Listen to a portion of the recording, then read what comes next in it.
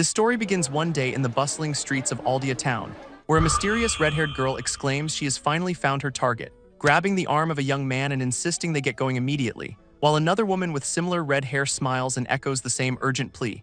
On another day, the same young man tries to enjoy a quiet drink alone in a tavern, but his peace is shattered when a woman in a nun's habit approaches him, urgently insisting that he must accompany her back to their estate, revealing a second, identical-looking nun who smiles alongside her companion.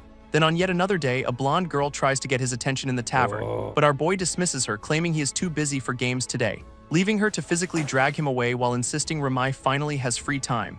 And a second blonde woman with a hat joins in, pleading for just a little of his time. Utterly exhausted by the constant attention, he can only wonder why this keeps happening to him.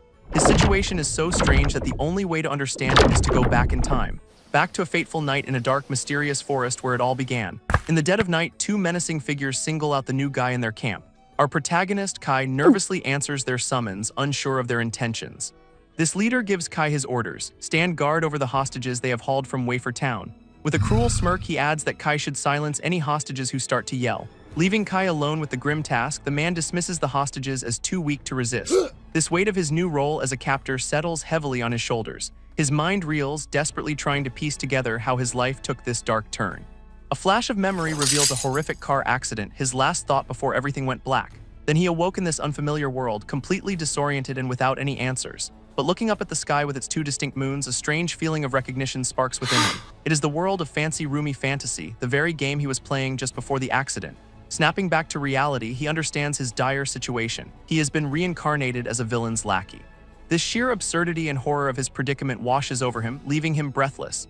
His attention is suddenly drawn to the covered wagon nearby, the one holding the hostages, and peering inside, he is horrified to find not just a wagon but an iron cage. He realizes the hostages mentioned are the very girls he sees locked in this cage. A chilling thought strikes him. In this world, useless villains are simply eliminated, making his position precarious. His immediate instinct is to just run for it, to get away from this place right now. To survive, he will need money and a map, justifying taking them from these villains. Studying the map, he feels confident that his knowledge of this world will guarantee his escape. But before he flees for his own safety, a different thought stops him in his tracks. With his lantern held high, he approaches the iron cage, startling the captive women inside. He struggles to find the right words, his attempt to communicate coming out as a nervous mumble. Finally, he makes his offer clear, suggesting they all escape from this prison together. This women react with disbelief and suspicion, questioning his sudden proposal to help them. Immediately, the red-haired captive accuses him of trying to set some kind of trap for them. Her white-haired companion tearfully demands a single reason why they should ever trust him now. Faced with their raw distrust, our boy is left completely speechless and unable to respond.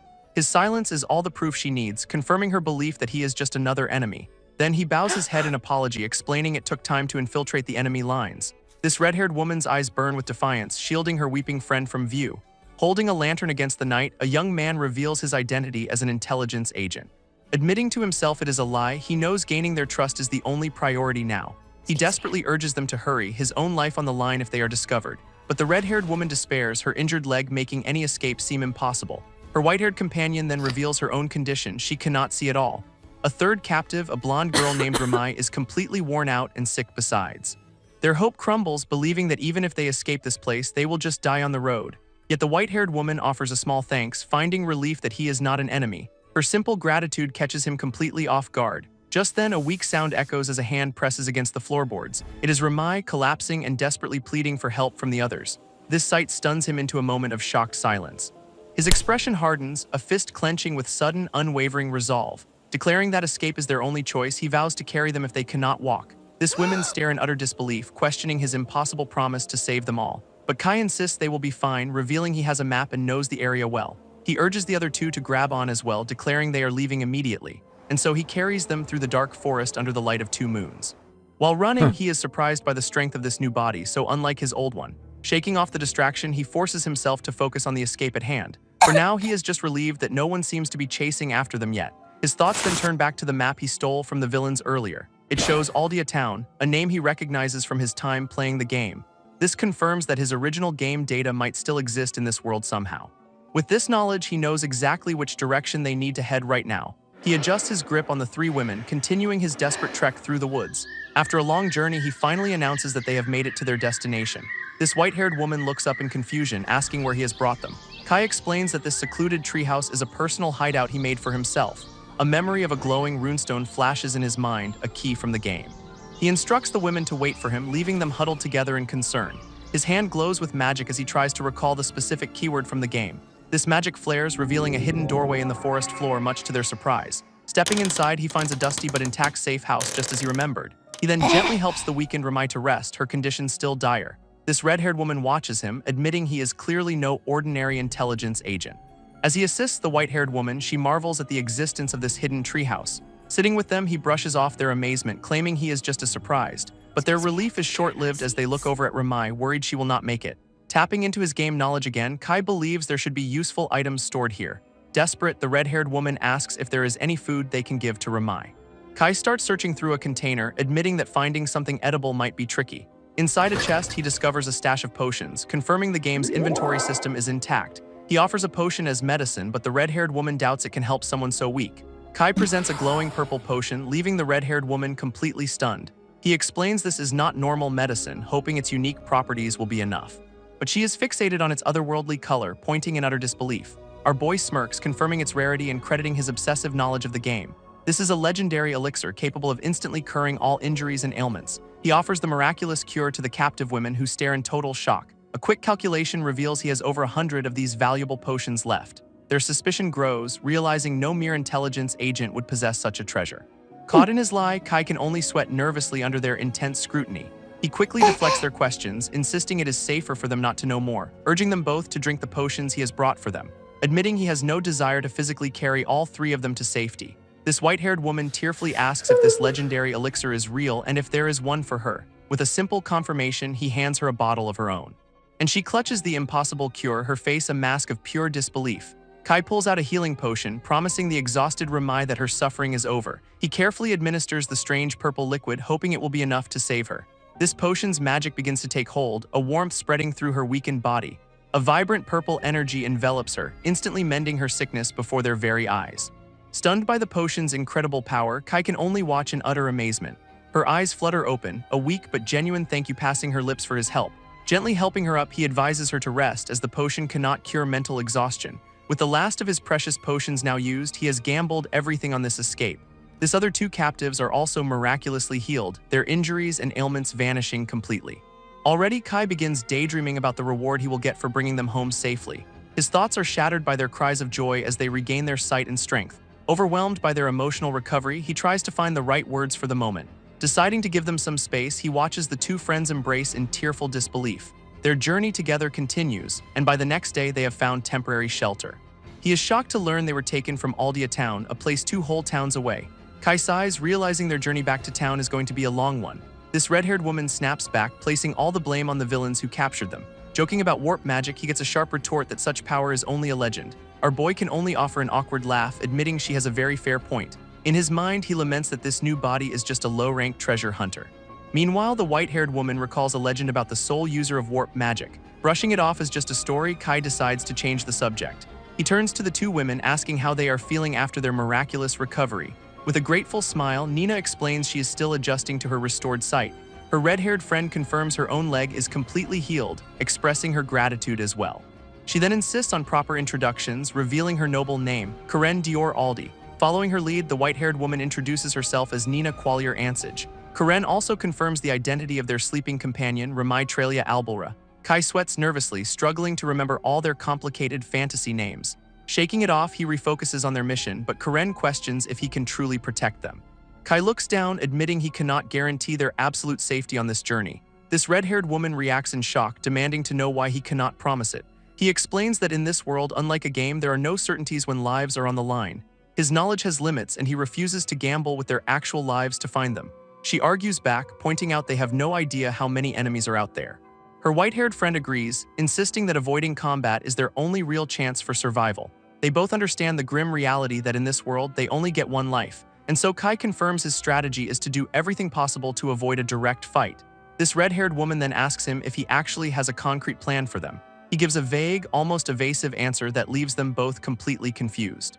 His lack of a clear response leaves the two women utterly dumbfounded and worried. Finally, Kai begins to explain his theory, believing the kidnappers are watching Wafer Town. Pointing to the map, he notes it is the closest town and where the villains will expect them to go. So instead of heading north, he proposes they travel south through the forest to another settlement.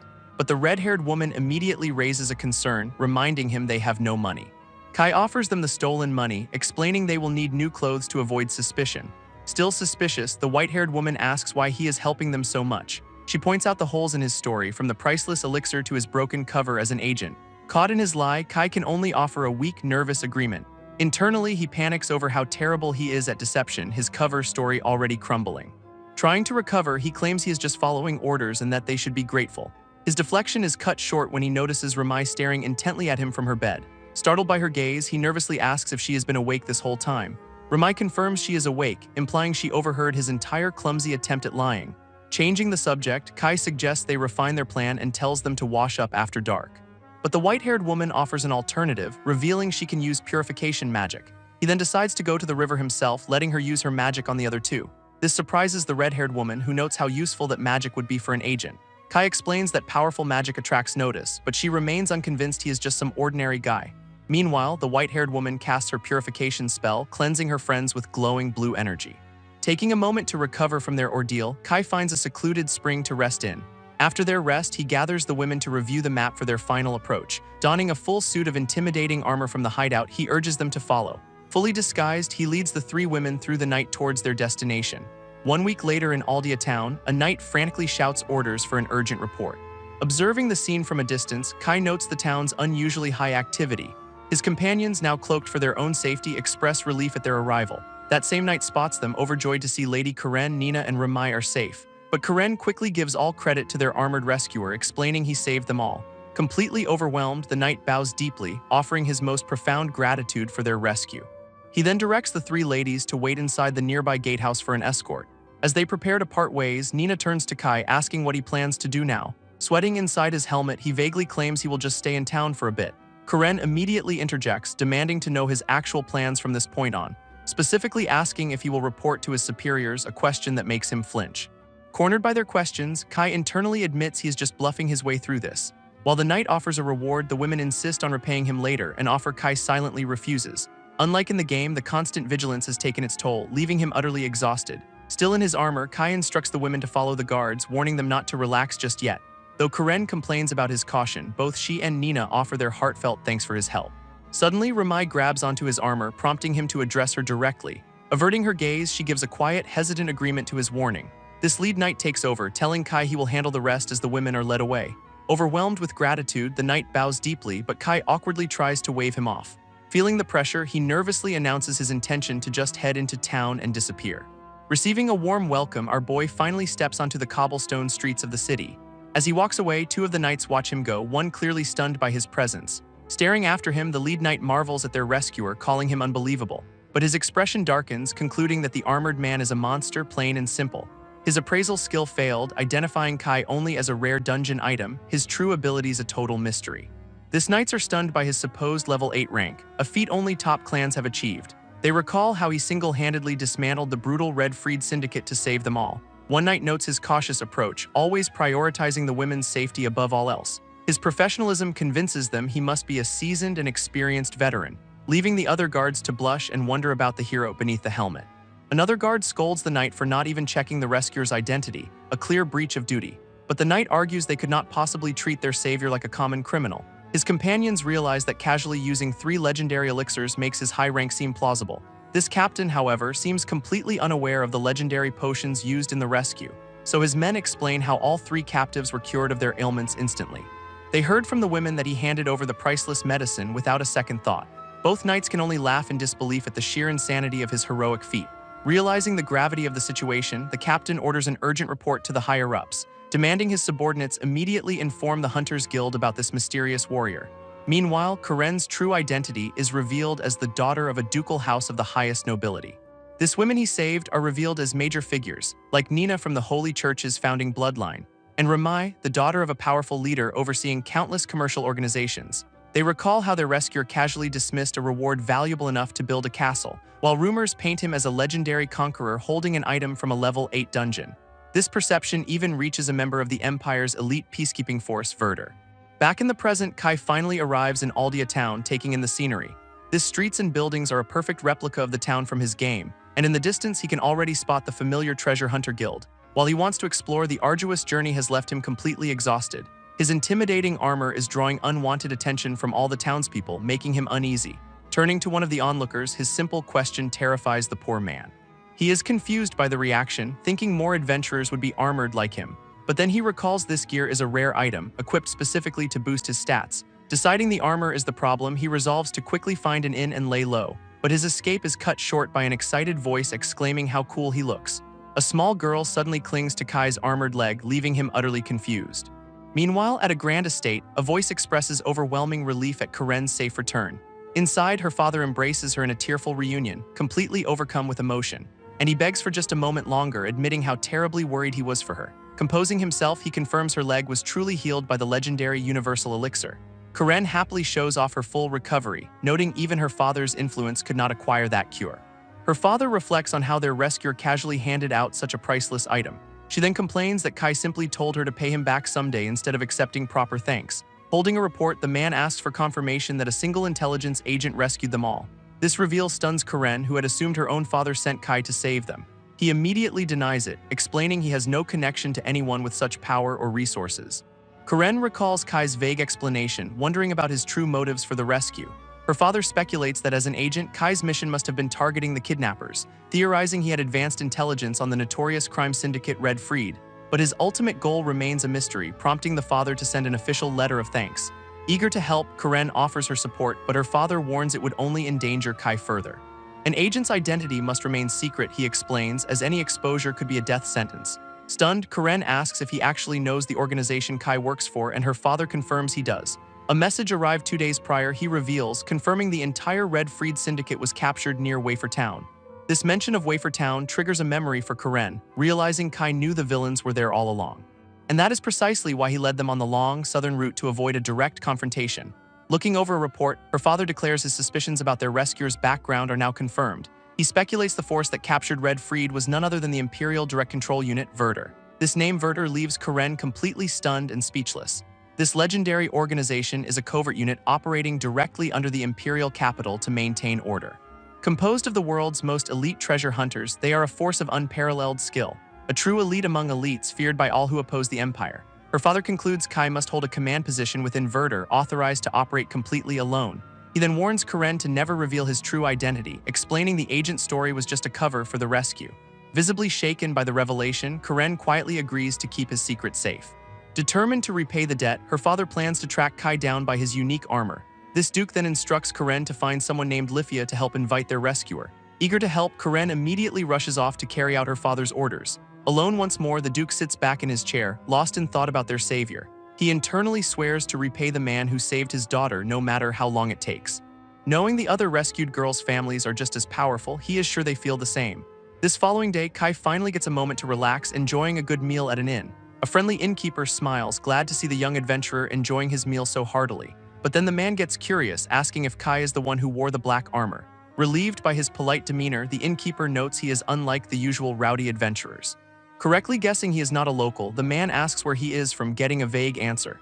Just then, their conversation is interrupted by a knight peering into the dining hall. He asks aloud if anyone wearing a full suit of jet black gear has visited the establishment. Both the innkeeper and Kai are caught completely off guard by the pointed question. Their shocked expressions reveal the truth. The hunt for the mysterious hero has officially begun. Panicked, Kai pleads with the innkeeper to hide him from whoever is searching for him. This innkeeper stammers, recognizing the authority of the duke's men who are approaching.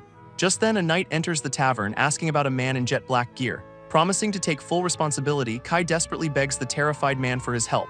Putting on a brave face, the innkeeper lies to the knight, claiming no one matching that description has arrived. With the immediate threat gone, the two are left alone at the bar. Leaning in close, the innkeeper demands to know exactly who this kid is, but their conversation is cut short by a nun from the Holy Church asking a similar question. Recognizing another powerful faction, the innkeeper panics as Kai once again begs for his silence. Forced to lie a second time, he tells the nun that no such person has visited his establishment. She accepts his answer and thanks him for his time before departing. Yet another knight bursts in, sending Kai diving under the counter as the innkeeper is slammed against it. Through a strained smile, the man repeats his lie for a third time, denying everything. This knight finally leaves, wondering aloud where her target could have possibly gone. Now truly alone, the innkeeper turns to the terrified boy hiding under his bar. This innkeeper panics, revealing the powerful Big Three are now hunting for Kai. His face contorts in pure terror, realizing the danger our boy has brought to his doorstep. After Kai claims ignorance, the man furiously throws him out, screaming at him to leave town immediately. Cast out and alone, Kai trembles in a dark alley, wondering what he is supposed to do now. Meanwhile, in a luxurious room, Nina checks on Karen, who insists she is perfectly fine after her recovery. Gently holding her foot, Nina confirms that the legendary elixir truly healed Karen's leg completely. A grateful Karen smiles, thanking Nina for always taking care of her during her injury. While happy for her friend, Nina admits she will miss their daily routine of helping her. Her expression then shifts to a more serious one as she changes the subject. She questions how they still have not found their rescuer, especially since he was with a child. Karen scoffs in frustration, certain that Kai is intentionally hiding from them. With a worried look, Nina reveals that her father has told her everything about the situation. They both wonder if Kai is in trouble for using the priceless elixirs to save them. Realization dawns on Karen as she figures out he lied about the potions being his personal stash. Nina speculates he did it to hide his connection to a secret organization, maintaining his cover. A worried Karen hopes their rescuer will not face a heavy punishment for his actions. Ramai playfully teases Karen for being so down, reminding her Kai came to save them alone. With a playful wink, she clarifies she never said Karen's concern was a bad thing. Flustered by the teasing, Karen can only pout in embarrassed frustration. Ramai then reflects on how wonderful their rescuer is, risking his life for them all. She reveals that Nina and the others feel the same, eager to thank him as soon as possible. Yet Ramai boldly declares she is the one who thinks about him the most. A flustered Karen denies being worked up, but her expression tells a different story. Back at the inn, the keeper tells Kai he did nothing wrong but warns that hiding will only get harder. Rumors are flying all over town, he explains, and the search for our boy is intensifying. Kai groggily concludes that with no other suspects, he must be the one they are hunting. Pointing directly at him, the innkeeper confirms he fits the bill, making Kai fear the consequences. He worries the lightest punishment would be a permanent ban from town, especially with the big three involved. Admitting this is tough, the innkeeper offers a crucial piece of advice. Do not change inns, because word is out that a 3 million Regil reward is offered for reporting his location. Stunned, Kai demands to know why the innkeeper did not betray him for the 3 million gold reward. Wiping his face, the innkeeper explains he is in too deep now, deducing Kai is an important figure. Despite Kai's denial, the man's knowing smile shows he clearly does not believe a word of it. He then advises Kai to enjoy the town today but be ready to leave in his armor tomorrow just in case. With a final word of encouragement, the innkeeper sends him off to explore the town for the day. Now outside, Kai resolves to enjoy himself, even if he might be forced to flee tomorrow. He wanders through the bustling streets, determined to make the most of his limited time here. His eyes land on a familiar clock tower, a place he decides to visit one last time. A grimace crosses his face as he recalls the tower's ridiculously steep entrance fee, but knowing he might be banned tomorrow, he decides the price is worth paying. This long climb up the winding staircase gives him a moment to reflect on his situation. Reaching the top, his thoughts are suddenly interrupted by an unexpected presence. A mysterious red-haired woman in an elegant dress and mask stands before him. She turns slightly, a faint, knowing smile playing on her lips from behind the mask, leaving our boy completely speechless, wondering who this stranger could possibly be. A nervous young man stumbles upon a mysterious woman in a clock tower. This red-haired, masked lady greets him with a calm and knowing smile. He recalls rumors of a special character here, deciding to remain cautious for now. Both of them stand in silence, taking in the golden hour view of the city below. She breaks the quiet, commenting on how the scenery is perfect for clearing one's thoughts. Looking out over the town, the young man cannot help but agree with her assessment. He then turns to her, curiously asking what brought her to this secluded place. But he quickly answers for her, assuming she is here for the same reason he is. Changing the subject, she asks if he knows anything about the man in jet black armor. This question catches him off guard, and he nervously admits the armored man is a hot topic. She reveals that many are searching for this hero, including herself, hoping to meet him personally. Confused by the intense search, the young man wonders if the armored figure committed some crime. This masked woman quickly reassures him that is not the case at all. As other search parties pass by, he presses her for the real reason behind the manhunt. She simply apologizes, explaining that the information is unfortunately confidential. Kai looks out over the city, relieved to know they are not hunting him for malicious reasons. Just then, a woman announces her escort has arrived outside the Grand Clock Tower. Before he can leave, she stops him, making him brace for what is coming next. Putting on a friendly face, he asks what she needs from him. With a mysterious smile, she cryptically mentions hoping for progress on their matter soon. Thanking him for his concern, the woman turns to depart.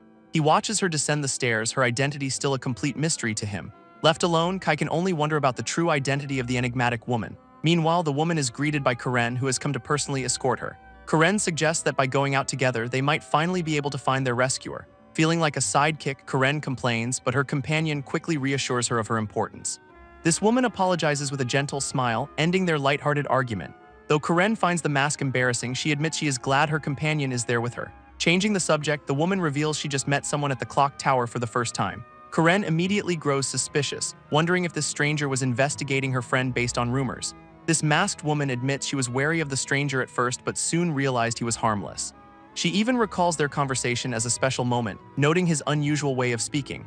Despite asking about the armored man, she laments that she could not get any new information from him. Karen doubts he has left town, certain the gate guards would have reported such a departure. Her companion then remembers a strange phrase he used, something about things slowing down.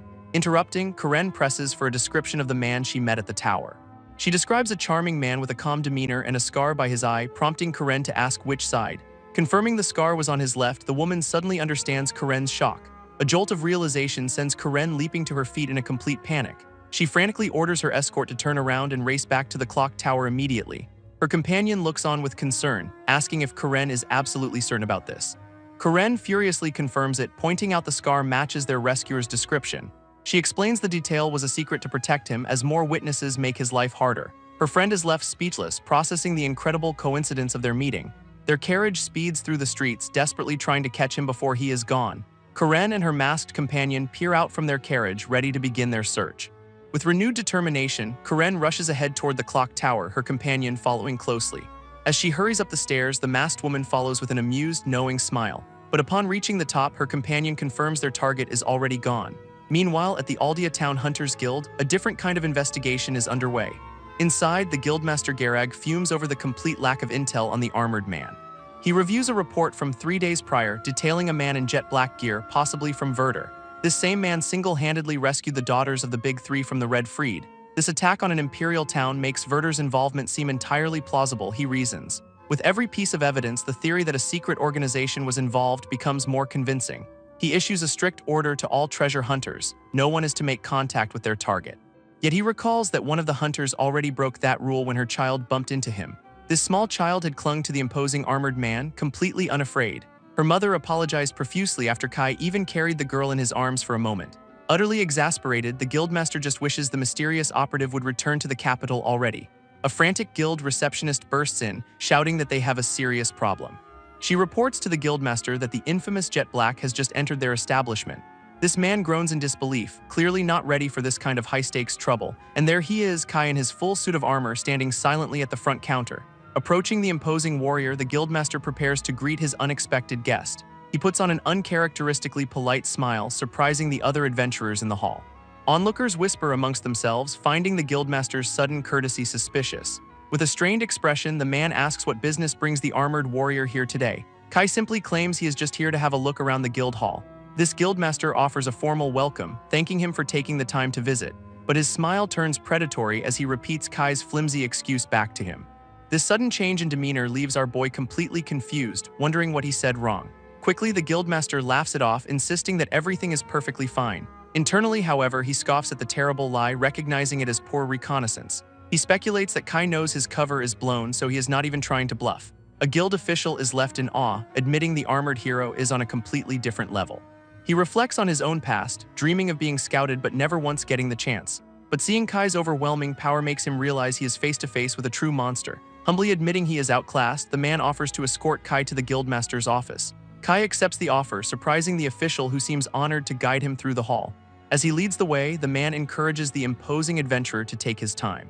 Catching the attention of nearby adventurers who watch the armored man pass with stunned expressions. This group at the table immediately begins whispering as Kai is led deeper into the guild. One of the men turns to his friends, asking what they make of the imposing newcomer. His companion notes that Kai seemed to be inviting a fight, leaving himself completely unguarded, causing a woman at the table to tremble, realizing they could not stop him if he turned hostile. Her friend agrees with a sigh, concluding they would not stand a chance against such strength, while another smirks, wondering aloud how he'd fare against a legendary S-rank monster.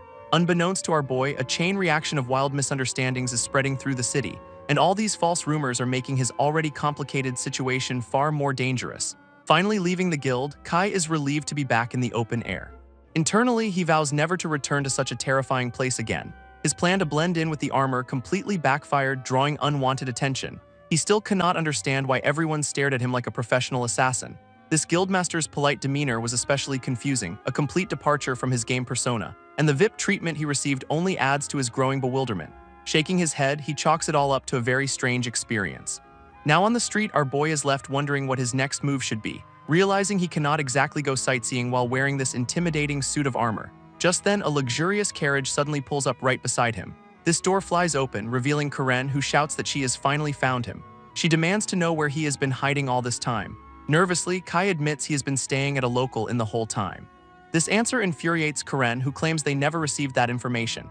He explains he asked the owner for secrecy, which only makes her angrier. Karen's frustration boils over, wishing he would just admit who he really is. Her companion, however, calmly accepts that he must have his reasons for staying silent. Turning to Karen, the woman asks for her thoughts on the armored man before them, but Kai suddenly recognizes her voice and hair, realizing exactly who he is speaking to. It is Lifia Dior Aldi, one of the women he rescued, now offering her deepest apologies and thanks. Overwhelmed with gratitude, she can barely find the words to express how she feels. She then makes a sudden request, asking if he has any free time to spare today. Wary of the unexpected invitation, Kai cautiously asks what she has in mind. Lifia explains they wish to take him to their estate to thank him properly for his heroism. Considering his schedule is completely empty, Kai sees no reason to refuse their offer. These two women exchange a knowing, triumphant glance, their plan working perfectly. Before he can protest, Karen grabs his arm, insisting he come along with them. She pleads for him to at least let them show their gratitude in a formal way. With a comfortable carriage already prepared, she begins pulling the armored man along. Caught completely off guard, Kai can only stare in disbelief as he is dragged away. Inside the guildmaster's office, Karen and her companion greet Kai with cheerful smiles. But our boy feels less like a guest and more like a prisoner being escorted. This masked woman's friend explains that accepting their thanks saves their family's honor. He agrees on the surface, though he admits he does not understand their noble customs. Taking the opportunity, Karen steps forward with a serious question she needs to ask. Her friend immediately teases her for being too formal and creeping their guest out. Annoyed, Karen snaps that she will just ask in her usual, more direct way. Kai simply gestures for her to proceed, curious about what she wants to know. She asks if using so many expensive universal elixirs to save them caused him any trouble, speculating that this might be the real reason he has been hiding from the public eye. He casually denies it was any trouble, leaving both women completely speechless. Karen is utterly shocked, unable to process his nonchalant response to such a huge cost. Grabbing his arm, she insists on helping if he is secretly shouldering this burden alone. Even her companion looks on with deep concern as Kai seems to reflect on her words. He tells her not to worry about him, but to instead enjoy the freedom he fought to give her. This women recall his stoic words, seeing him as a noble hero handling his own burdens. His declaration leaves both of them completely flustered and speechless. In the carriage, they thank him again, unaware he thinks they misunderstood his silence. Kai then interrupts their gratitude, announcing he has a favor to ask of them. They listen intently, curiously wondering what their rescuer could possibly need. He explains that when he eventually meets their father, the powerful Duke, he needs them to intervene on his behalf if he accidentally offends the man. This simple favor, he claims, will make them even for the legendary medicine he provided. Karen erupts in disbelief, shocked he'd equate a priceless elixir with such a small task. But Kai is completely serious, admitting that powerful people terrify him more than anything. His number one priority, he thinks to himself, is simply staying alive. His words leave the two women stunned by his unexpectedly pragmatic reasoning. One of them realizes he must be hiding his true identity for a reason. While Karen points out that his cover story is incredibly weak and unconvincing. To their surprise, the armored man simply agrees without any argument. Karen reassures him that her father would not get angry regardless of his behavior. Lifia agrees with a gentle smile, while Kai is just relieved to hear it. As they approach the carriage, Karen asks if he intends to wear the armor the entire time. Kai immediately assumes it would be rude not to remove it in their presence. But she quickly clarifies, explaining she was only concerned for his comfort. Then Lifia chimes in, admitting she would personally like to see his face. This directness leaves Karen completely flustered, calling her sister rude for asking. Our boy is left confused by the sudden and personal request. Unfazed, Lifia simply offers a serene smile, completely ignoring the awkwardness. Internally, she reflects on his sincere nature, noting he is hard to read but not arrogant. From this, she concludes he is likely keeping his guard up, always prepared for the worst.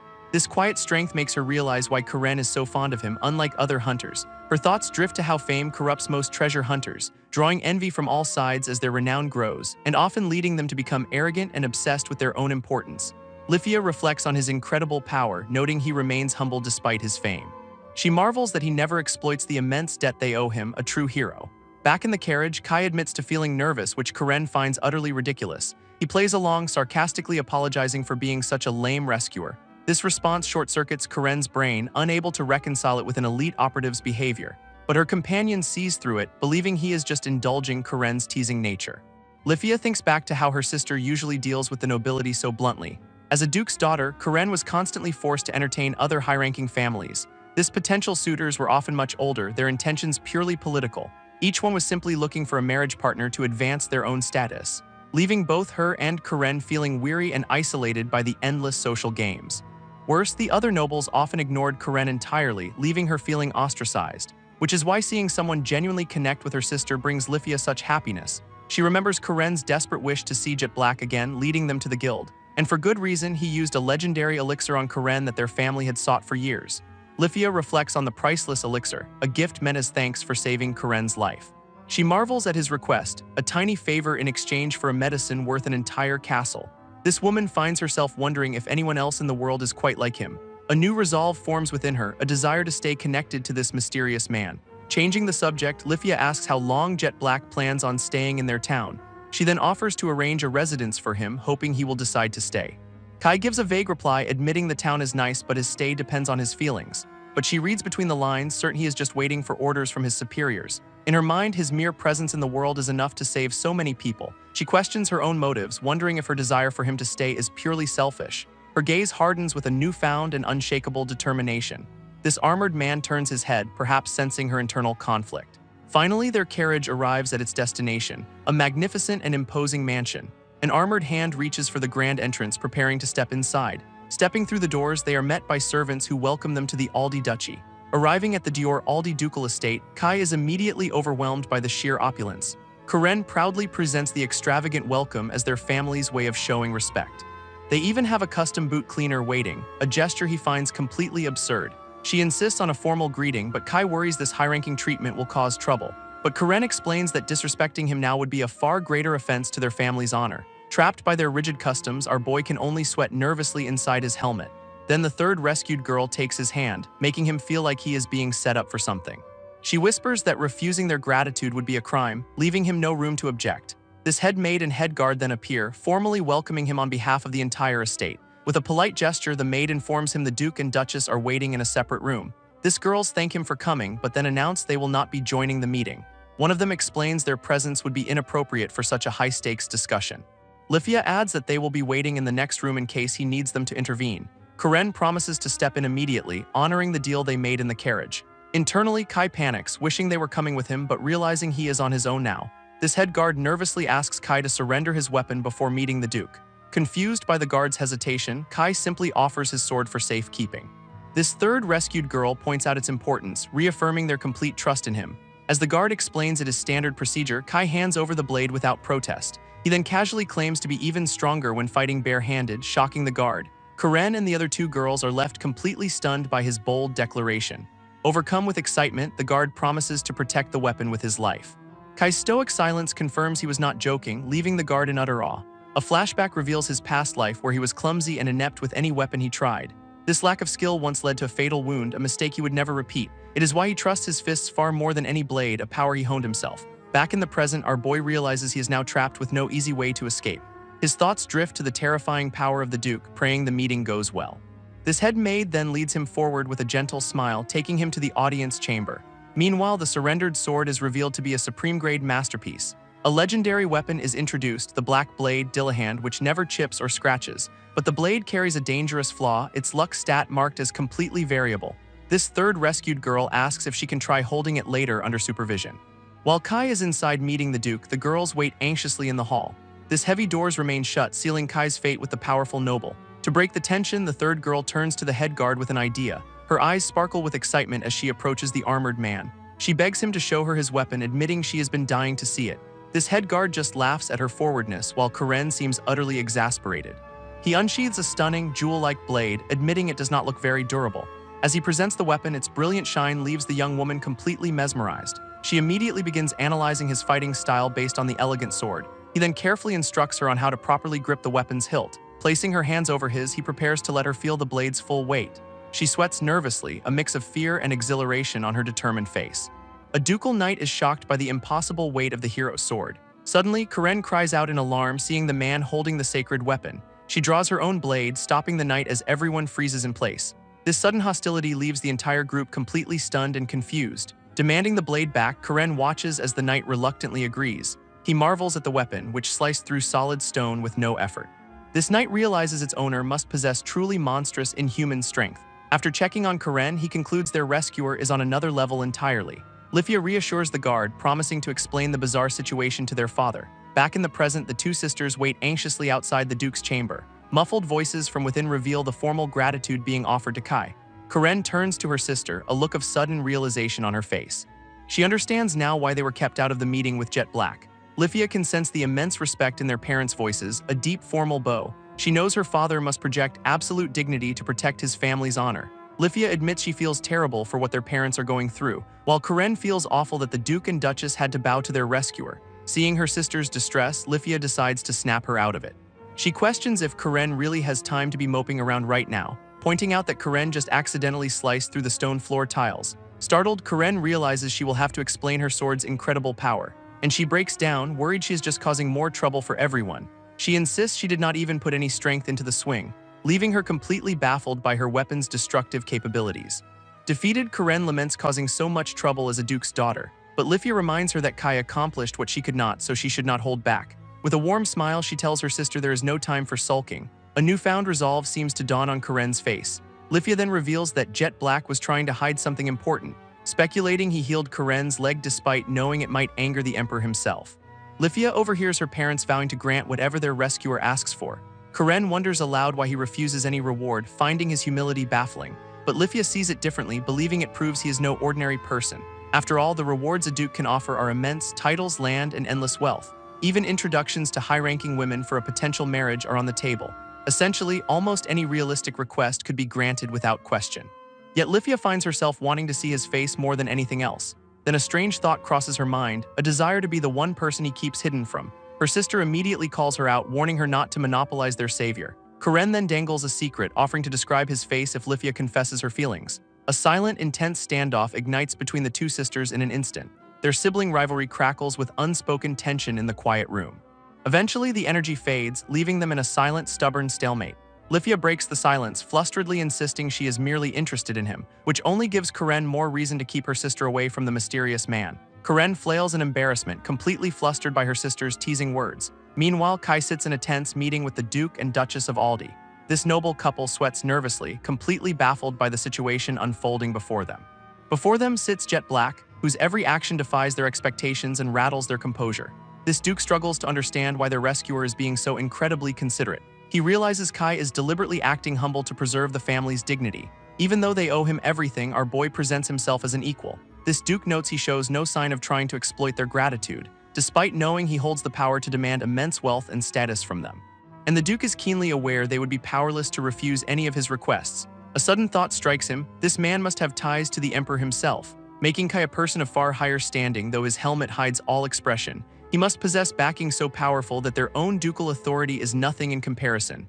A normal adventurer would have simply taken the reward without a second thought. In fact, accepting a prize would have been the perfect cover to hide his true status. This Duchess whispers to her husband, wondering if this mysterious man is testing them. Her husband admits he has never liked someone so much yet cannot read him at all. This makes Kai the most unsettling person he has ever met, a complete enigma. He feels a silent challenge from the armored man, a question of his own authority. A menacing aura radiates from Kai's helmet, amplifying the pressure on the Duke. This Duke realizes letting him leave empty-handed would stain their family's name with rumors. It is a harsh lesson that not everyone accepts rewards, a critique of his own carelessness. Kai not only saved his daughter but also gave their family a chance to heal. Refusing to wallow in regret, the Duke finds himself genuinely glad to have met him. He confesses their request is for their own honor, ashamed to impose on their savior. Our boy simply agrees to their terms as long as the request is not unreasonable.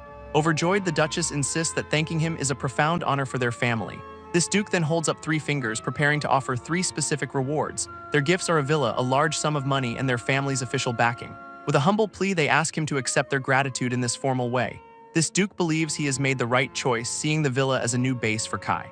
For their family, it is a chance to forge ties with someone under the Emperor's command. Blushing inside his helmet, our boy gladly accepts the generous offer. His gamble pays off, leaving the Duke relieved that he gave the correct response. This Duke then proposes that his daughters show Kai the villa's location and interior today. Kai gratefully accepts the tour, much to the nobleman's delight.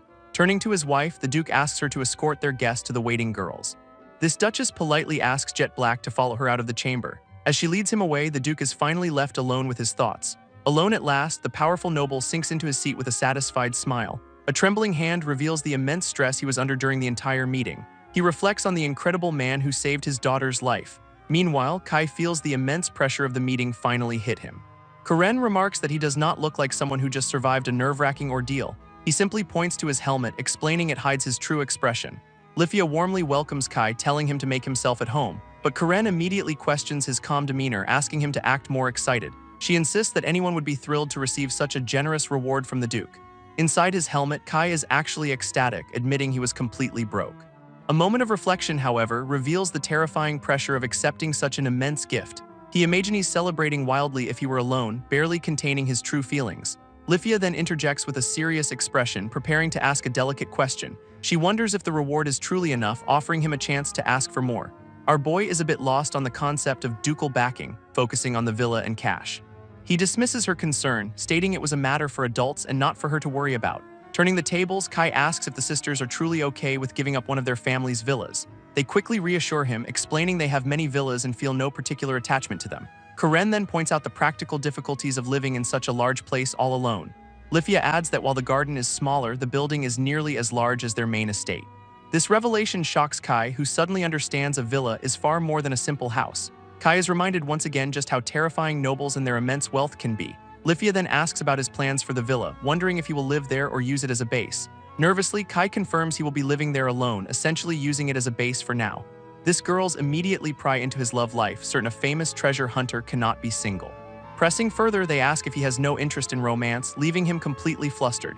His sisters whisper to each other, concluding he is the arrogant type who thinks he is too good for anyone. To change the subject, Kai casually invites them to visit the villa whenever they want. This sudden offer leaves both sisters absolutely beaming with excitement. Our boy even offers them a spare key, telling them to let themselves in when he is not around. He privately reasons the villa is large enough for privacy, and visitors would keep it from feeling haunted. Overjoyed, the sisters eagerly accept his offer, promising to visit often. With that settled, Kai asks for the tour to begin and the girls are ready to leave immediately. Their destination is a stunningly grand mansion, a true symbol of ducal wealth. This interior is just as breathtaking, with elegant furnishings in a spacious sitting room, followed by a massive, state-of-the-art kitchen fit for a royal chef. With a welcoming smile, Lifia explains that everything in the villa is a gift from their family. Standing at the door, Kai wonders if it was truly okay to accept such a luxurious home. Karen confronts him, calling his humility strange since he is so casual with her otherwise. Inside, the sheer opulence of the grand library leaves our boy completely stunned. Lifia gently urges him to sit down, wanting him to feel at home in his new estate. As he sits, Kai wonders if she is only being considerate because his leg was just healed. With arms crossed, Karen defensively insists that she is not tired in the slightest, dismissing his concern. Our boy calmly advises her not to push herself, calling her a kid. Kai reminds her that he did not use his medicine just so she could immediately overexert herself. In his mind, he realizes letting a duke's daughter overexert herself would create terrible rumors. Lifia watches on with a gentle smile, clearly touched by his concern for Karen. Seeing her stubbornness, Kai cheekily suggests she can sit on his armor instead of the sofa. Internally, he knows the answer is obvious. The sofa is far more comfortable than his armor. But Karen calls his bluff, confidently declaring that she will sit right on top of him. His teasing completely backfires, leaving our boy utterly speechless and flustered by her response. Karen settles comfortably onto Kai's armored lap, much to his surprise. He questions her actions, but she reminds him it was his own suggestion to sit. She admits she was only joking, assuming the hard metal would be uncomfortable. From the side, Lifia feels completely ignored by the two of them. She teases her sister about being lucky, though Karen insists she is not happy at all. With a sly smile, Lifia retorts that she never asked if Karen was enjoying herself. Trying to deflect, Karen asks Kai why he is still wearing his armor in his new home. He claims it is just a precaution, despite secretly wanting to take it off. In truth, he is too awkward to show his face to Lifia after their clock tower meeting. His eyes narrow as he decides to change the subject with a simple gesture. Raising his gauntleted hand, he prepares to distract the bickering sisters. He gently pats Karen on the head, leaving her completely stunned and blushing. Flustered, she demands he stop treating her like a little kid. As Karen throws a small tantrum, Lifia simply asks why he should not pat her head. Lifia then remarks on the immense trust their father has placed in Kai. Lifia explains that trusting a man with an unknown background is highly unusual for a noble. She believes her father is a shrewd judge of character and has deemed him worthy of it. Still patting Karen's head, Kai reflects on the Duke's quick assessment of his character. He concludes the nobleman must be incredibly experienced to make such a judgment call. Karen argues that using a priceless elixir on them made trusting him an obvious choice. Changing the subject, Lifia invites Jet Black to dinner, but he politely declines the offer. With a knowing smile, she simply remarks on how busy his life must be. Her sister then asks him to let them know when he will visit, but he bluntly refuses. Internally, our boy is terrified at the mere thought of facing the Duke's pressure again. He vaguely tells the sisters that his situation is far too complicated for casual visits. Seeing Karen's disappointment, Lifia gently tells her sister to let the matter go. Karen then pleads for him to at least stay in town, which he agrees to do. He recalls two powerful women who are still searching for him across the land. This leads Karen to ask if the people he is avoiding are also powerful figures. Lifia begins to stretch happily, much to her younger sister's visible annoyance. Lifia's words hang in the air, leaving Karen to stew in annoyance. Shaking her head furiously, Karen's frustration leaves Kai completely baffled. Her sister immediately asks about the strange gesture, but Karen quickly denies everything. This younger sister then reveals Lifia was trying to get him to lift his visor. From behind his helmet, Kai's eyes widen in surprise at the revelation. Lifia is utterly mortified by her sister's brazenness, hiding her blushing face in shame. Suddenly, she demands Karen get off Kai's lap, insisting she is bothering him. She then grabs his gauntlet, trying to get his attention directly. Karen simply smirks, teasing that her older sister is just jealous of her. Flustered, Lifia questions the accusation, though Kai sees no envy in her eyes. Our boy gently chides Lifia, telling her a lady of her station should not act so forward. His formal rejection leaves both of the noble sisters completely stunned into silence. Karen then demands to know why he is turning Lifia down but not her. He explains it is about her status. A high-ranking lady likely has a partner already. Lifia quietly confirms his assumption, admitting she receives many marriage proposals. Lifia cheerfully admits that despite her popularity, she is actually still single. This revelation catches Kai completely off guard, finding it genuinely surprising. He learns that men often fall for her only to become too intimidated to approach her again. Our boy sympathizes, understanding the pressure of trying to impress someone so beautiful. Karen explains her sister longs for affection, but potential suitors always get scared and flee. Flustered, Lifia begs her to stop, especially since she is talking while on Kai's lap. Karen then gives Kai a strange instruction, telling him to tap the empty sofa beside him. Confused by the request, he hesitates, unsure of what she is planning. He reluctantly follows her command, patting the cushion with his gauntleted hand. A sly look from Karen hints that this was all part of a bigger scheme. Suddenly, Lifia is sitting right beside him, asking if he understands now. This older sister gives him a playful wink, revealing her bold move. She then takes his armored hand, leaving our boy completely stunned by her forwardness. Both sisters confess they would be happy to just continue their conversation like this. Karen remarks she has never seen Lifia act so boldly, as both sisters now sit on his lap. As the sisters prepare to leave, Lifia formally thanks Kai for his time. She graciously returns the sentiment, thanking him for his precious time instead. Lifia then explains the final gift, their family's official seal, will take a few days to prepare. They plan to meet again to finalize the estate arrangements, which he silently accepts. With a formal curtsy, Lifia begins to take her leave from his new home, and Karen waves cheerfully, telling him to stay safe until their next meeting. He returns the sentiment, urging them to hurry home and reassure their parents. Now inside their carriage, the sisters formally announce their departure for the day. Our boy watches from the doorway as their carriage begins to roll away from the villa. A final simple wave from Kai bids them farewell for now. Finally alone, he removes his helmet with a deep sigh of relief. As the carriage disappears down the road, he can finally relax after the long day. Meanwhile, in the carriage, Lifia remarks on how quickly the time passed during their visit. Karen admits with a pout that she wishes they could have stayed even longer. Lifia agrees, then cheekily teases her sister about a compliment Kai gave her earlier. Lifia teases that Kai even called her by her first name, Karen. A flustered Karen can only admit that he did, trying to hide her pleasure. The sisters ponder his easygoing attitude, wondering if it is common in Verder. But Karen sees through her, accusing Lifia of wanting to stay just to see his face. Lifia's mind flashes back to the moment Kai saved her sister with the elixir, and she cannot shake the feeling he is the same person she met at the clock tower. With a sad expression, she admits to herself that she truly wanted to see his face. Seeing her sister's disappointment, Karen offers to draw a picture of him for her later. Lifia playfully dismisses the offer, doubting her sister's artistic skills would help. As Karen protests, Lifia's gaze drifts out the carriage window toward the villa. She asks her sister what she is looking at, though her own eyes are fixed on the distant knight, who has just removed his helmet, revealing his face for the very first time. Lifia is left completely breathless, her wish unexpectedly granted. Karen calls out to her sister, noticing her sudden, stunned silence. This younger sister looks on in confusion as Lifia remains utterly captivated. Karen recalls Kai's flustered reaction to her sister's teasing earlier.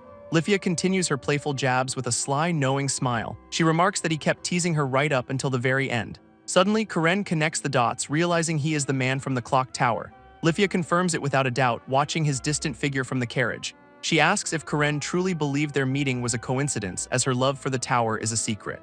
If he knew her secret, it would explain why he was there on such a busy day. Lifia speculates he might have anticipated Karen's arrival just to check on her healed leg. This realization that he was thinking of her leaves Karen blushing furiously. Her older sister simply concludes that Kai is an incredibly kind person. She remembers how he used a priceless elixir on them, likely facing his superior's wrath for it. He even told Karen to enjoy her freedom instead of worrying about him.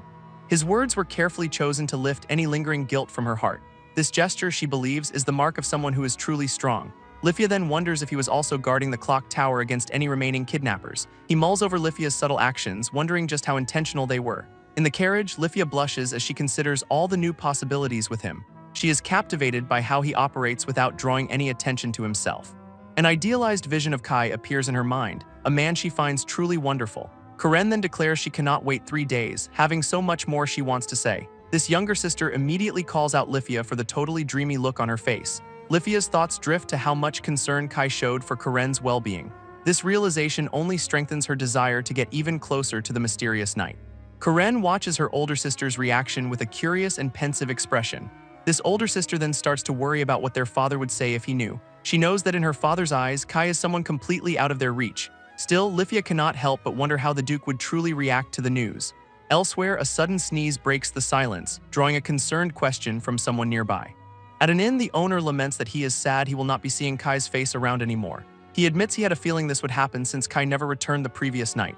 Back at his favorite eatery, Kai enjoys a hearty meal of steak and eggs. He informs the owner that he is moving out but will still come by for the food. This red-haired man is pleased, asking if he really enjoys the cooking that much. Kai's enthusiastic praise earns him a warm promise that he is always welcome.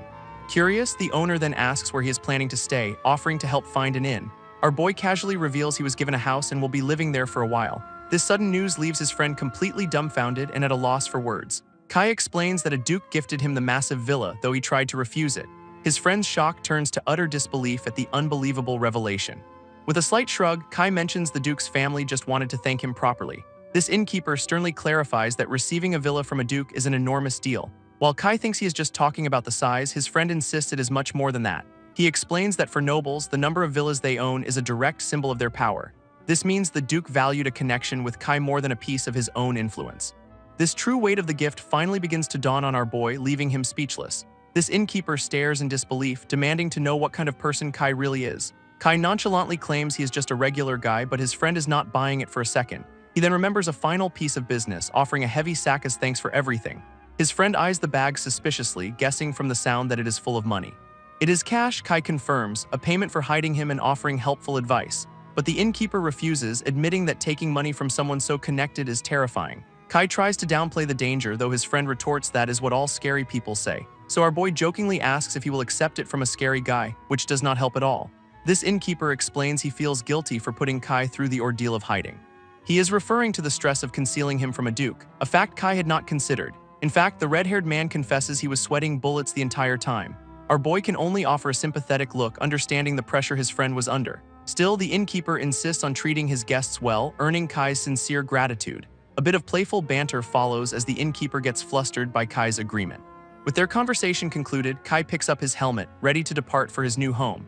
As Kai secures his helmet, the innkeeper warmly asks him to visit again soon. With a final wave, our boy promises he will definitely be back to visit. His friend's eyes then fall upon the heavy sack of coins left on the counter. He is left completely bewildered by the sheer weight of the payment.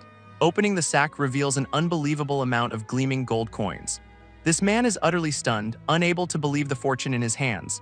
He questions how a supposedly stingy person could part with so much wealth. Meanwhile, at a grand cathedral, one of the 3 great powers in the land, a voice echoes through the hallowed halls of the holy church. One nun demands her face be released, her cheeks squished playfully. Her sister teases her about her true appearance, revealing Nina's sight was restored by an elixir. This is Marie, Nina's older sister, who seems to be enjoying the reunion. Marie asks how many times they will repeat this little game, and Nina admits it is the 7th. This older sister accuses her of doing it intentionally, which Nina playfully denies. Nina then chides her for her crude language, though Marie seems entirely unbothered. A woman in a nun's habit is chided for crossing her legs, told it ruins her looks. She complains that it is fine since only family is around to see her relaxed posture. But a sharp glint in her eyes reveals a hidden, calculating confidence, assuring her sister she knows exactly how to put on a proper act when necessary. This other sister looks away, completely flustered by her sibling's smug expression. She notes that since regaining her sight, her sister has become much more proper. This first sister teases back that for her, letting her guard down is an everyday occurrence. Their playful bickering continues as they argue back and forth over the small point. In a quiet moment, one sister reflects on how things have changed since the other could see. This girl, Nina, has been enjoying every single day with a newfound, radiant brightness. Her sibling admits they have never seen her so full of life before. Her thoughts then drift to the jet black knight, remarking on how cool he is. Nina enthusiastically agrees, recalling how he single-handedly saved her with a priceless elixir. He even used 3 of the rare potions just for them, a truly selfless act. Her sister teases that with his kind heart and handsome face, Kai is totally Nina's type. In a quiet sanctuary, a nun named Nina claims she has no type, having just regained her sight. Her companion Marie smirks, playfully telling Nina not to aim for the knight known as Jet Black. This golden crest of Verdure confirms their suspicions, only they could give away elixirs so freely. Pursuing him would be difficult, as Marie points out he'd have hundreds of rivals. A flustered Nina argues her age is precisely why she has a chance, much to Marie's amusement. This younger sister turns away, completely flustered by her own bold declaration. With a knowing smile, Marie seems to enjoy seeing her siblings so worked up. Another nun interrupts, asking Lady Marie and Lady Nina to begin their duties for the day. Marie gracefully accepts the responsibility, while a pouting Nina looks on from the side. Turning to her sibling, she gently asks if she is ready to begin their work. Startled, Nina can only stammer out a yes, still flustered from their earlier talk. In a moment of clarity, her eyes widen as she calls out to her sister. These 2 Ansage sisters walk off together, devoted to their duties within the sanctuary. Yet both eagerly await the day they can once again meet the knight known as Jet Black. 3 days later, Marie is seen slumping over, completely exhausted from her duties. A familiar voice playfully calls out Marie for slacking off on her duties. Startled from her rest, Marie insists she is on break, recognizing Lifia immediately. This nun points out that Lifia is not scheduled for a visit and should not be in the back garden. Lifia just laughs it off, inviting her friend to sit down and chat for a while. As they settle onto the bench, the 2 friends begin to catch up. Marie then asks why Lifia's younger sister, Karen, did not come along with her. Her friend explains that Karen is outside with Nina while she tidies the grounds. With their family's business concluded, Lifia reveals it is finally their turn to see Kai. This news makes Marie sigh, knowing her own sister has been desperate to meet him again. Chuckling, Lifia admits Karen is exactly the same, having found a new person to follow around. She even jokes that Karen practically lives in the Jet Black Knight's lap now. Despite being told to leave, Karen apparently stayed by his side the entire time. Marie wonders aloud if Kai has some special quality that naturally draws people to him. With a soft smile, Lifia calls him the most wonderful person she has ever met. She promises Marie will understand completely once she finally gets to meet him too. Marie playfully asks Lifia if she gave Kai a huge reward during their meeting. This nun then presses for the details, insisting it is just for her own reference, explaining that her own house Ansage needs a baseline so their gift is not inappropriate. Lifia agrees on the condition of absolute secrecy, threatening to expose Marie's true self if she leaks it. With a hushed tone, she begins to reveal the full extent of her family's gratitude. This first part of the reward was an entire villa along with a substantial monetary prize, and to top it all off, they even offered him the use of their family seal. This news leaves Marie utterly dumbfounded, questioning if that was really all they offered. For a man who saved Karen's life with a universal elixir, she feels it is nowhere near enough. A flustered Lifia admits she feels the same, insisting her hands were tied in the matter. But Marie is not buying it for a second, retorting that there was definitely more they could have done. This noblewoman clarifies that the knight did not just refrain from asking, he actively refused the gifts they presented. Her companion finds this unbelievable, declaring that such a selfless person could not possibly exist. A silent, determined look from Lifia confirms she is telling the absolute truth. She then repeats her earlier sentiment, declaring him the most wonderful person she has ever met. Lifia reveals her father also feels completely outmatched by the mysterious knight. Apparently, the Duke is now obsessively planning countermeasures for his next encounter with him. This implies the Duke feels he cannot even hold a conversation without intense preparation. Smiling, Lifia adds that her father's good mood vanishes at the mere mention of Jet Black. A knowing smile spreads across Marie's face as she agrees with the assessment. She reflects on how both of their younger sisters were saved by an unbelievable person. Lifia agrees, adding that only a man who intimidates nobles could have succeeded. This conversation then shifts, with Lifia asking if Marie truly believes Jet Black is part of Verdure. Her father even gave a strict order, never do anything that would make him their enemy. Marie points out how complicated things would get if he is from Verdure, especially regarding a reward. This nun speculates he is in a position of far greater power and can likely obtain anything he desires. But Lifia recalls that when they spoke, he seemed far more pleased with the money than the ducal seal. This revelation leaves Marie completely baffled, muttering that his priorities make no sense. After all, money is something that can be earned through simple work. But a ducal seal is a permanent guarantee of backing, an invaluable connection no amount of work can buy. Marie muses that a Verdure with imperial backing would surely prefer money over another family crest. But Lifia believes he was happy because the gift would allow him to help even more people in need. She considers that while a villa is a fortune, Kai's armor and weapons are already beyond incredible. Lifia decides they should offer him more money, then teases that Jet Black is totally Marie's type. A flustered Marie retorts that her sister Nina said the exact same thing. With a knowing smile, Lifia simply comments on how perceptive Nina truly is. Marie quickly turns the tables, accusing Lifia of being the one who is obviously smitten with the knight. She playfully threatens to tell Jet Black everything, sending Lifia into a complete panic. Elsewhere, Lifia expresses her excitement to finally meet him, admitting she was worried when he was nowhere to be found. Her sister Karen complains that even in his conspicuous armor, they still cannot seem to locate him. Karen then voices her concern that he might have been punished for using the rare elixir on them. But Lifia confidently dismisses the idea, certain he would scold her for feeling guilty. Karen remembers his exact words, telling her to enjoy her freedom instead of worrying about him. Hearing this brings a wave of relief to Lifia, who thanks her sister for the reassurance. Karen adds that he sounded annoyed at the thought of being reprimanded, suggesting he might have even defied his superiors. Karen speculates he is too valuable for his organization to ever punish him for his actions. A blushing Lifia agrees, finding his rebellious nature very much like him. She then asks if her sister knows where the knight is staying in town. Karen recalls inviting him to dinner, but he seemed far too busy to accept. He politely turned down the offer, explaining he had other duties to attend to. They wonder if he is out patrolling or helping others under the cover of night. Lost in thought, Lifia cannot help but blush, admitting to herself how cool he is.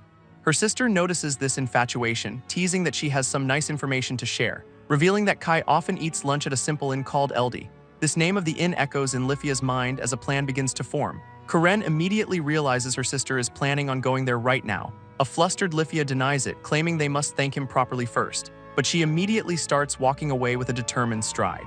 Her younger sister deadpans, asking if she is just going to be left behind. Elsewhere, Kai walks through town, completely unaware he is about to be found. This Jet Black knight arrives at his usual pub, ready for a quiet meal. But inside, Lifia is already questioning the shopkeeper about his arrival time. This poor man stammers, unsure how to respond to her intense inquiry. Her demeanor shifts, demanding he reveal the information immediately. Terrified, the shopkeeper admits that the knight is due to arrive any moment now. Outside the door, Kai overhears the interrogation, wondering why the man is being grilled. Lifia's questioning continues, now asking about Kai's preferred seating. With a sharp command, she insists he disclose every last detail. This shopkeeper breaks completely, pointing out the exact spot where Kai always sits. Her investigation then moves to the menu, asking what he typically orders. After learning he has no set meal, she demands to know what he ate last. This man points out yesterday's dish, and Lifia immediately orders the same thing. Kai is taken aback by the sheer terror in the shopkeeper's voice. He considers just leaving, thinking the other woman seems kind enough to not cause real harm. Yet he cannot just walk away, feeling obligated to help the man who has been good to him. Hoping another customer might diffuse the tension, Kai cautiously decides to step inside the shop. His eyes immediately confirm his suspicion, someone is definitely getting hassled in there. A flustered shopkeeper tries desperately to hold back two very insistent nuns. From the doorway, Kai mentally offers his support, telling the poor man to hang on. It is Karen, forcing her way past the owner with an armored companion at her side. Deciding it is best not to get involved, Kai tries to pretend he saw nothing at all, but his entrance immediately draws the attention of everyone in the room. This entire conversation abruptly stops, leaving him in a sudden, awkward silence. This armored nun instructs a blushing Karen to hold her position, who meekly agrees. To his confusion, the armored woman then begins walking directly toward him. This shopkeeper sees his chance, calling out to Kai for help in his predicament. He beams with relief, promising to repay this stranger with a fantastic meal. Instead, a nervous Karen approaches the knight, asking if she can take his order. Kai can only stare in confusion as the shopkeeper slips away in the background. With a radiant smile, Karen clasps her hands, overjoyed to have finally found him. A golden cross and a star-shaped pendant mark her as a member of the Holy Church. With a hopeful blush, Nina asks the Jet Black Knight if he remembers her at all. Kai immediately reassures her, glad to see that she is looking so well after their last encounter. Overjoyed by his response, she clutches her pendant, equally happy to see him in good health. From a nearby doorway, the shopkeeper from before begs Kai not to punish him for his earlier silence. This man apologizes profusely for his behavior, admitting he was completely out of line. Waving his hands in relief, the shopkeeper thanks Kai for his unexpected leniency. Kai admits he almost did not recognize her, noting how different she looks in her new clothes. Posing proudly in her nun's habit, Nina asks him if the new look suits her well. He compliments her sincerely, adding it will look even better as she gets older. Pointing to the cross on her sleeve, Kai realizes he never knew she was part of the Holy Church. As Nina smiles at his observation, another armored nun watches them from behind her. This mysterious companion stares intently at Kai, her face completely hidden by a helmet.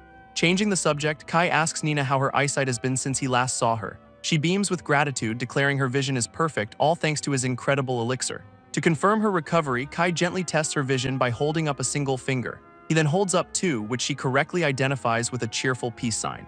This final test is 5 fingers, and she once again answers correctly with a bright smile. With his helmet now off, a relieved Kai is genuinely happy to see her doing so well. Nina explains she can finally enjoy her days, revealing she could not even see her family for years. Her heavy confession makes Kai sweat, prompting a flustered apology from the young nun. He He tells her to simply enjoy her new life, insisting that is the only thanks he needs. Filled with determination, she promises to do her absolute best to live happily. Just then, the shopkeeper returns with 2 large plates of food, announcing their meal is ready. A massive portion is set before Nina, who gasps in awe at the sheer amount of food. Her armored companion asks if she really ordered the large size, and Nina shyly confirms she did. Marie points out that the large portion is for adults, but Nina explains she wanted to eat the same meal as Kai. She blushes, admitting that was the entire reason she came to this specific inn today. Kai seems to understand her simple, heartfelt reasoning, watching her with a thoughtful expression. Marie reassures her they will help finish it, though Kai mutters that even he finds that portion challenging. A blushing Nina thanks him for his consideration, her armored companion equally flustered beside her. Kai then tells them not to wait for his food, urging them to go ahead and eat as they please. Knowing they have a curfew, he insists it would be a shame to let the fresh meal get cold. These 2 nuns take his advice, saying grace before their identical meals. With their first bites, both women still seem to be blushing from the night's unexpected kindness. Overwhelmed by the delicious flavor, they agree that the meal is absolutely wonderful. A pleased Kai agrees with them, boasting that the food at this inn is always fantastic. Suddenly, the shopkeeper slams a mug down, questioning why Kai is taking credit for his cooking. This man complains about his rough treatment, but Kai explains he let it slide due to the earlier scare. In fact, Kai admits he even took the blame with her bodyguard to smooth things over for the shopkeeper. A smiling Nina observes their banter, commenting on how close he and the shopkeeper seem to be. While Kai claims they are on good terms, the shopkeeper retorts he'd have kept his distance if he knew Kai's connections. Nina and the innkeeper find common ground, agreeing it is difficult dealing with such a secretive person. This shopkeeper's agreement, however, is far more panicked as he stammers his reply. Kai calmly points out the man's sudden slip into casual speech, breaking the formal tension. A flustered armored nun asks Kai to overlook her behavior, which he agrees to for Nina's sake. Beaming with joy, Nina insists she is not displeased, asking her bodyguard to speak more casually. This whole exchange is too much for the poor shopkeeper, who begs them to spare him. Kai finds the shopkeeper's terrified reaction amusing, but the man retorts that Kai is the strange one. As the meal begins, Nina cuts into her steak, ready to ask Kai a question. Apologizing for the sudden interruption, she prepares to ask him something important. This young nun explains there is something she needs to ask him directly. Clutching her pendant, she explains that her time outside is unfortunately very limited. With a hopeful expression, she asks to set a date so she can visit and thank him properly.